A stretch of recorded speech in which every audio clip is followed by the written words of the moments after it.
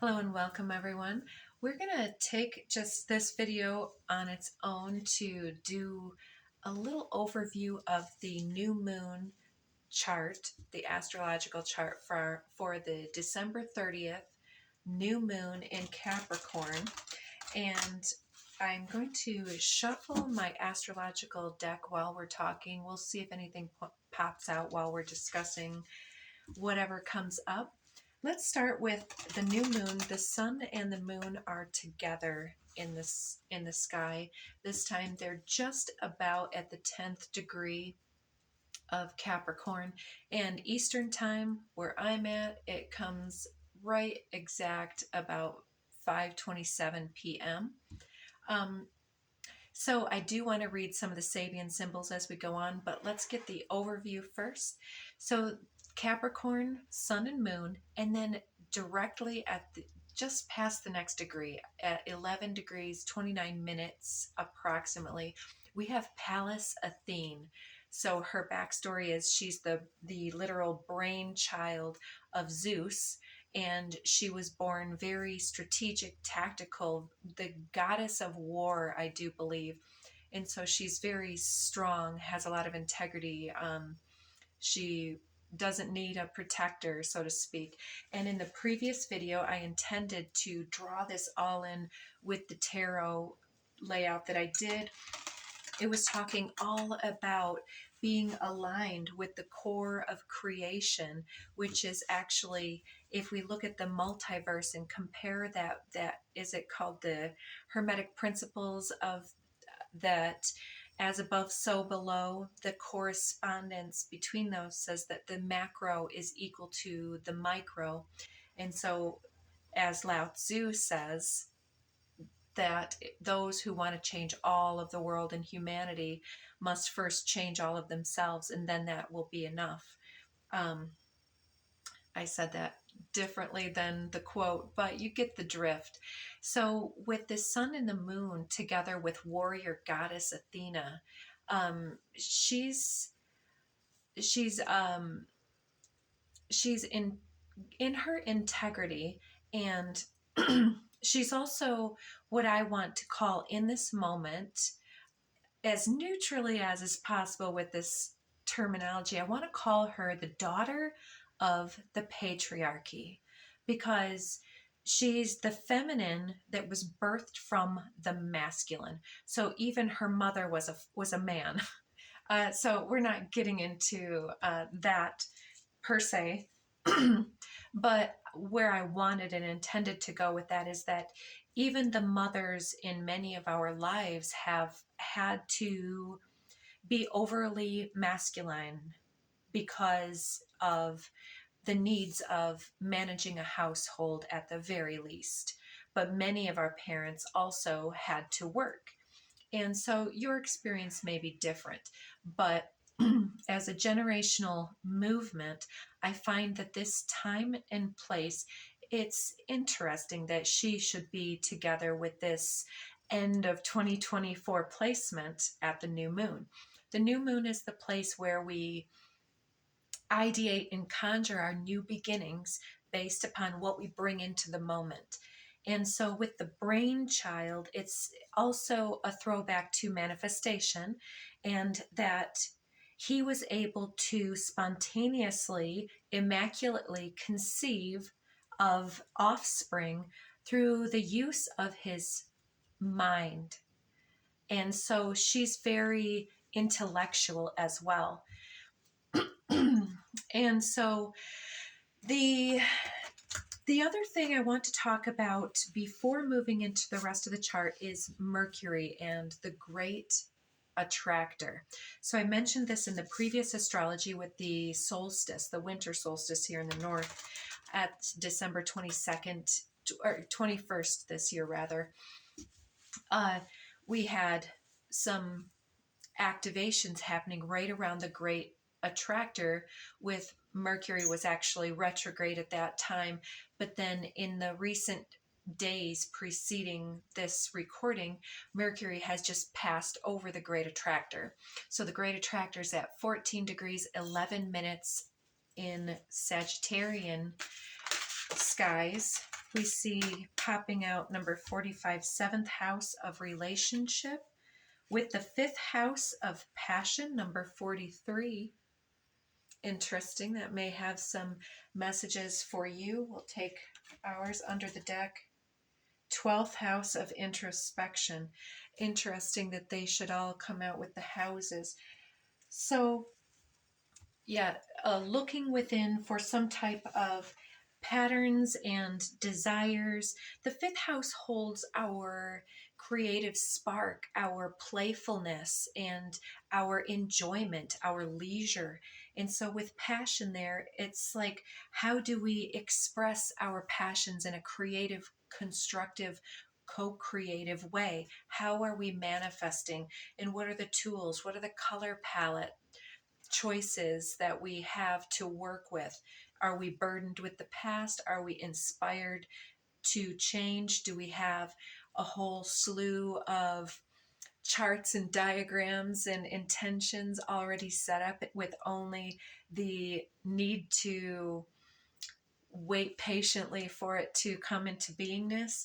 So it looks like part of our manifestation is also talking about the friendships, the family members, the intimate partners, and the social networks, even, which is generally 11th house. But introspection into the 7th house is how we look at other people as co-creators. Where are we in regards to asking for help, receiving help or guidance, or even critiques or suggestions, or receiving generous contributions? All of these things come through the 7th house with our relationship to self, to other, to our money, and to so many different things. Relationship is a vast thing to look at.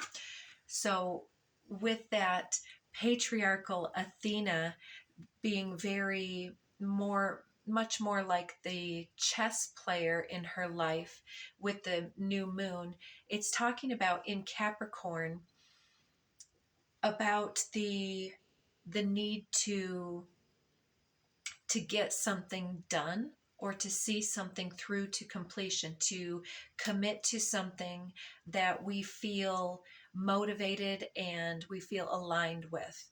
And with Mercury in Sagittarius just past the Great Attractor, and for those who just want a quick refresher, the Great Attractor is the place in the sky where it talks about magnetism. It's I believe, a black hole that is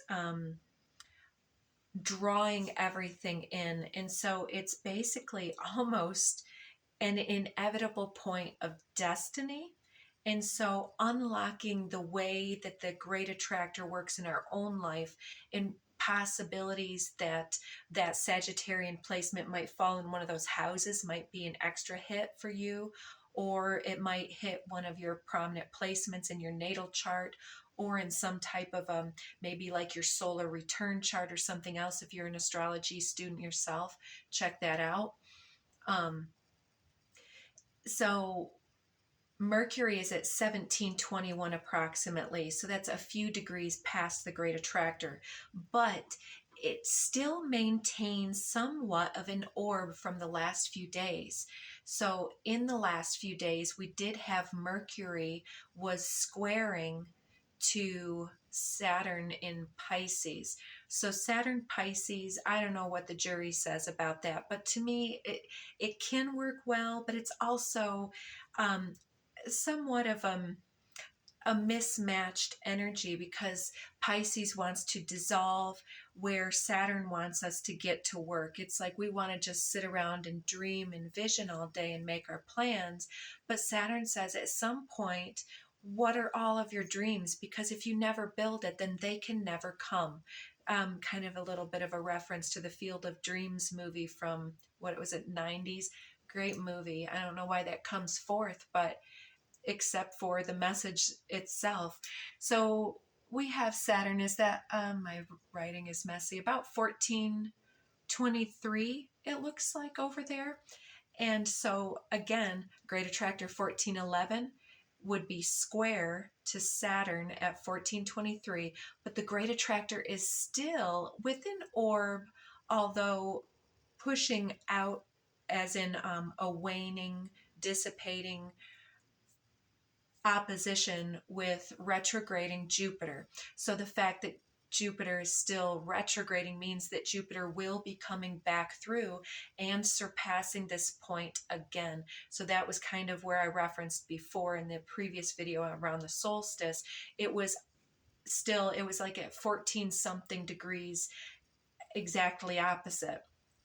And so with Jupiter, Jupiter is the great benefic, and he is Zeus ultimately. And so Athena's father,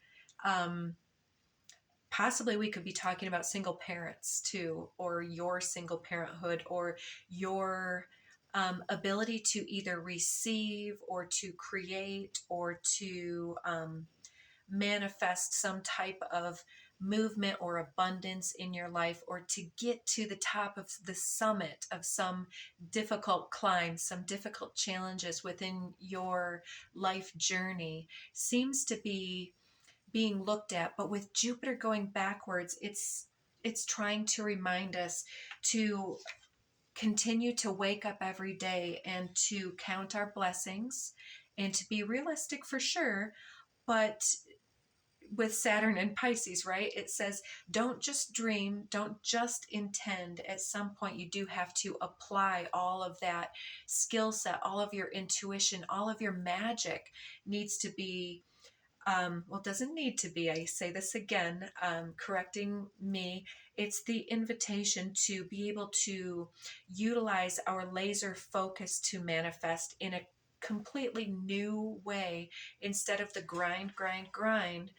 Saturn is also learning from Pisces how to let go and let God, is one of the ways of saying that. It's like to not cling to the illusion of control and to not project our expectations and our judgments upon things based on surface level observations, and to move beyond this.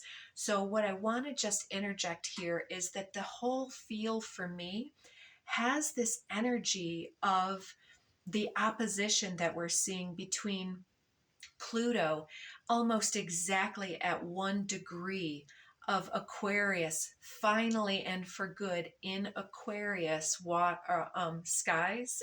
It's the air suit, but it is the water bearer. Sometimes I say waters, meaning just that area, that 1st degree. And then we have opposite in Leo, we have Mars retrograding currently at about 2 degrees and 33 minutes, but in short order because Pluto's so slow moving. Mars, even in retrograde, will be quickly coming into its full opposition. And we could call Mars, Pluto, and Saturn various levels of malefics, or ones that we want to be real cautious around, because Pluto's the god of the underworld. Saturn is the taskmaster and somewhat of the, I'm seeing like my mother's telling me when she was a child, the nuns would come through the school and they'd knock the kids on their knuckles with the rulers or something like that. That's kind of sometimes the way that Saturn feels. And so do we want to be the embodiment of those that weren't tender and gentle with us furthermore, to receive correctly, and therefore to have enough resources and inspiration and this word again, this French phrase that I'm going to butcher, vivre de joie de vivre or something like that. It's like the joy of life. Something such as that, where it's like the ability to not just survive, but to take that to the level of thriving, fulfillment, engagement, and that in the quantum, it's like the recursive return of compassionate thought and engagement, yes, bonding with our environment and plugging in instead of being corded karmically, plugging into the joy frequency and creating from those vibrational resonances is something that we can aspire to, but it's often some level that we pop in and out of throughout the course of daily humaning. Let's just leave it at that. And so with Mars going in retrograde in Leo, it's kind of like this ego death where we think that we're moving in a certain direction. We want to be understood by evidence of our behavior, but unbeknownst to us, perhaps, our behaviors and ideas and interactions, they have their extra nuances besides what we can control, besides what we can plan for. And so Mars going retrograde is kind of like the big brother and little brother, with the big brother has his hand on the little kid's forehead and the little kid can't get him. And that's kind of the way Mars feels going retrograde. And in Leo, it's like we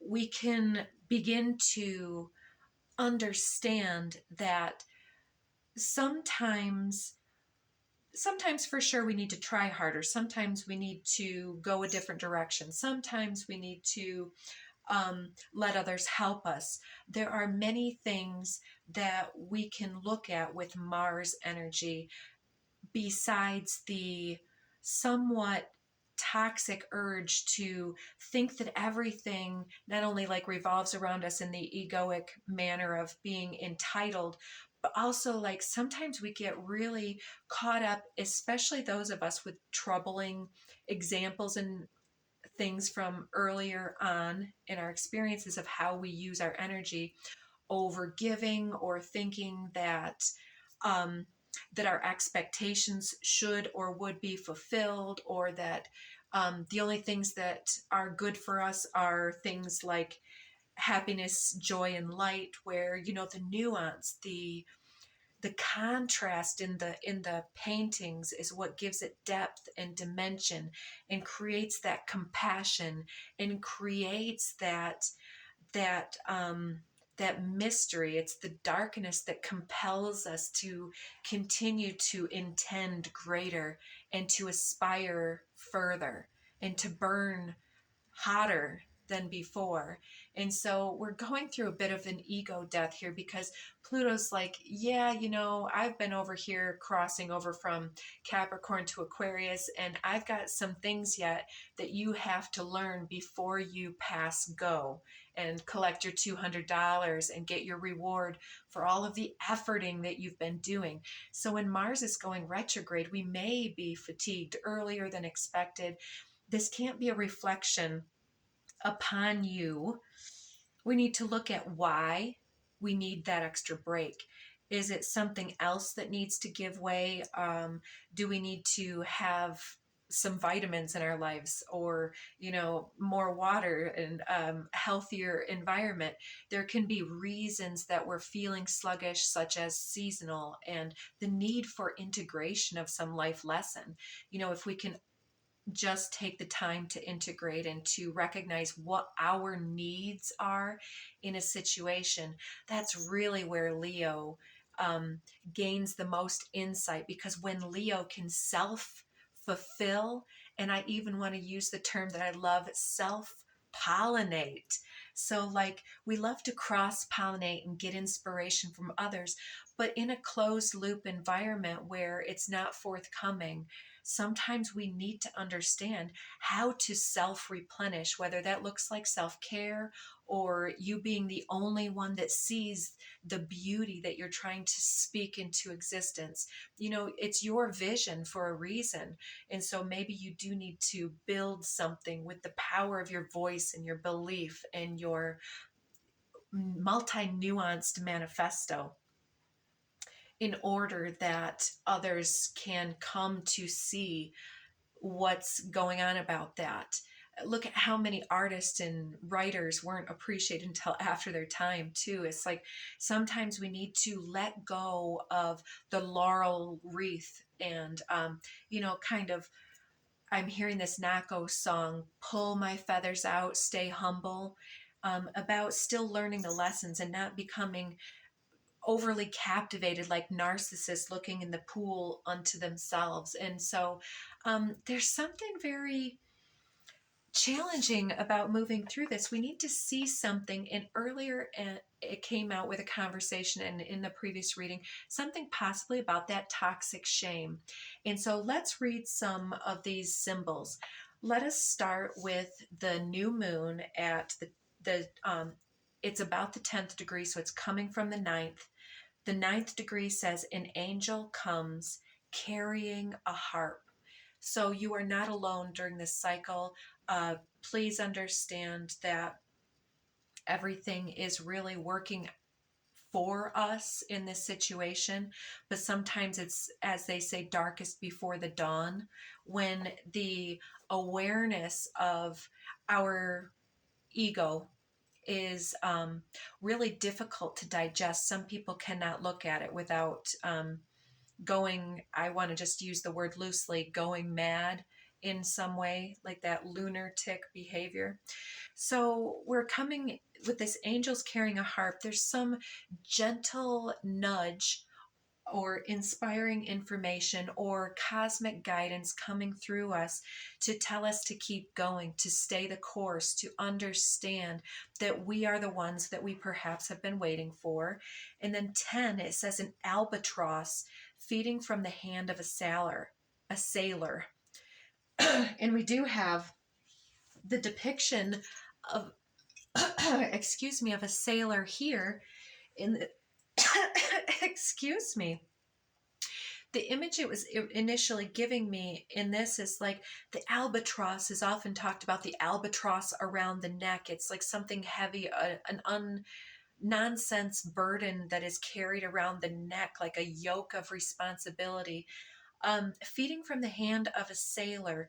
But the albatross is actually, I believe, like a seagull bird. And so yeah, he's like Snow White here, feeding something from his hand. And so it talks a bit about the overlap between human and animal, or different kingdoms, different realms in this case, perhaps. And birds always talk about messages as well. So do angels. So it moving very soon thereafter to the 11th degree, it says pheasants display their brilliant colors on a private estate.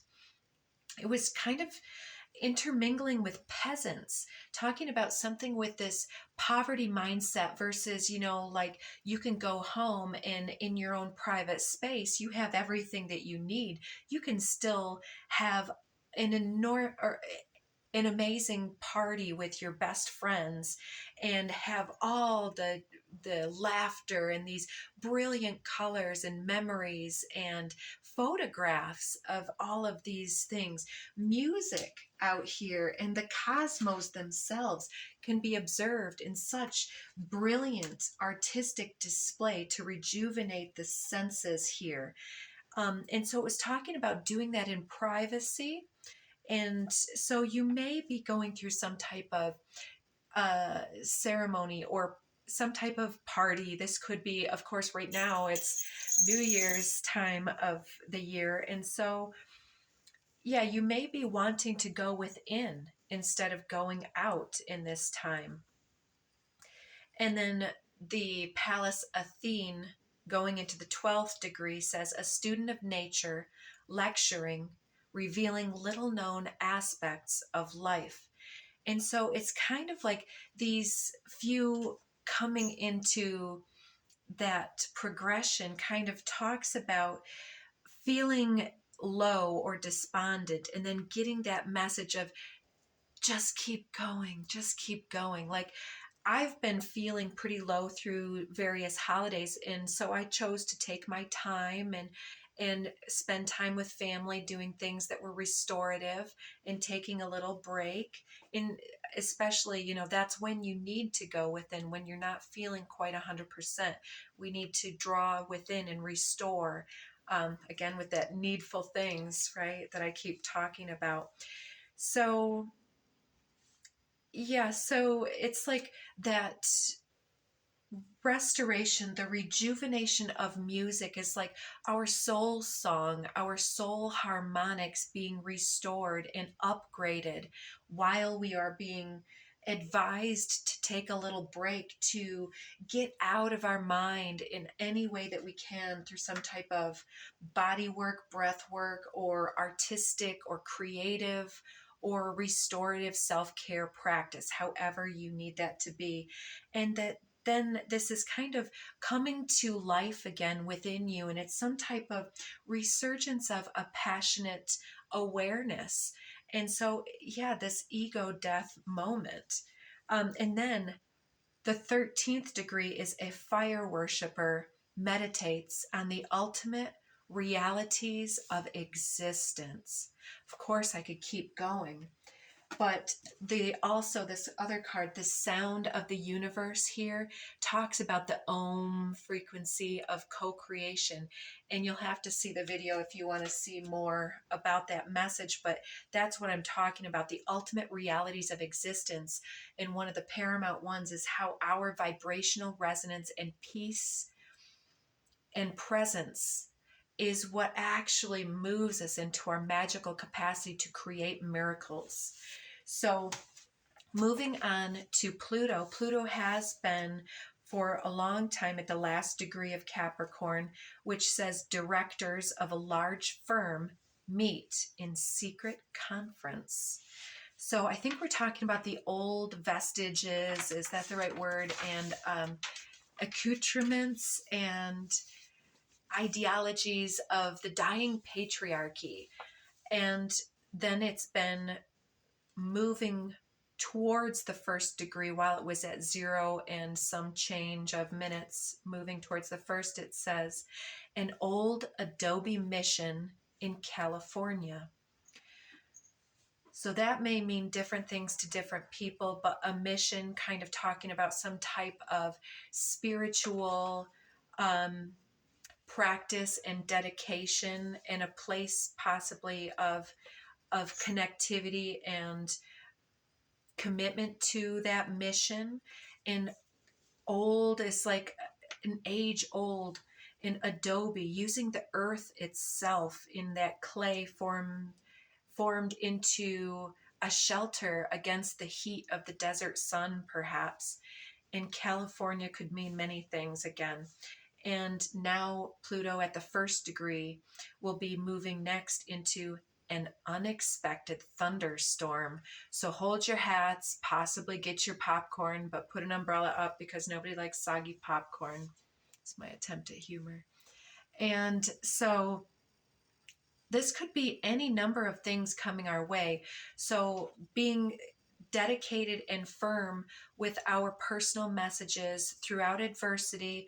This could even be a thunderstorm of recognition, or having a great breakthrough, and then you have to supply and supply a huge growing demand for some product.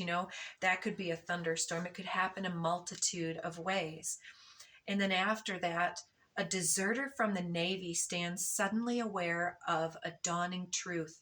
Freedom is never the result of compromise. And so we are talking about liberating ourselves from overly compromised behaviors and engagements. And part of this could even look like committing in the new year to use less single-use items, like tissues, using a hanky, not using dryer sheets, things like that, bottled water. Those are, anyways, speaking of droughts, I'll move away from the Sabian symbols because I want to finish up the astrology here. Actually, I'll get that 14th degree of Sag before I stop. So 14 to 15 Sag. 14 is a vast panorama of sand and time is unfolding. The pyramids and the Sphinx in their glory rise before the eye. The 15th, the groundhog looking for its shadow on Groundhog's Day. Interesting to me because it's like it talks about the awareness, the vast awareness of the all that is, and then popping in and out of that vibrational resonance with the sacredness and then the reality. And it's like being able to navigate that is coming up. And it's like, it came up in the previous reading that we're finally gaining some type of immunity to some old, undying seeming traditional limitation and awakening to some newfound romantic adventure here. And so, very interesting. And then the seagulls looking around a ship for food is then the 16th degree. So that's interesting to me. So the 5th and the 7th house. 5th house is where Mars is retrograding if you go traditional. 7th is where we have the south node of where we're coming from, our recognition of that in Libra, particularly revolving around relationship dynamics and balancing our own energies, our energy and relationship to self and to spirit and earth essence within, and Vesta, that sacred light, that spark of consciousness that is the sacred central sanctuary and temple of the inner truth. And knowing that you too are sacred and divine. It is the I am essence coming alive. And that Vesta at 28 degrees is in conjunct out of orb now with Neptune in very late Pisces, finishing that up. So we're at the end of the video. But yeah, with Saturn and Jupiter aspecting the great attractor as well as out of orb with the new moon, it really talks quite a bit about how we are ebbing and flowing like water with our ability to manifest, and how we are catching the drift of things coming our way and then releasing what does not serve in an upgraded manner. It's like when we go into the woods, may we always leave it better than we found it. You know, if we see trash, may we pick it up and restore the earth as our sanctuary of our human race and consciousness, perhaps, you know, and everything else exponentially. But it starts with the inner process of looking at this ego death and saying, you know, we're not perfect, but, you know, here we are doing big things all together. I love you guys so much. Thank you so much. Check out the Ho'oponopono prayer. I love you. I'm sorry. Please forgive me. Thank you. As we move forward into the new year and release anything that is clogging up the energetic channels within the sacred vessel of the body with breath work, body work, and so on, self-care. Let's see what came out. Uranus. Yes, that's exactly. Changing it up.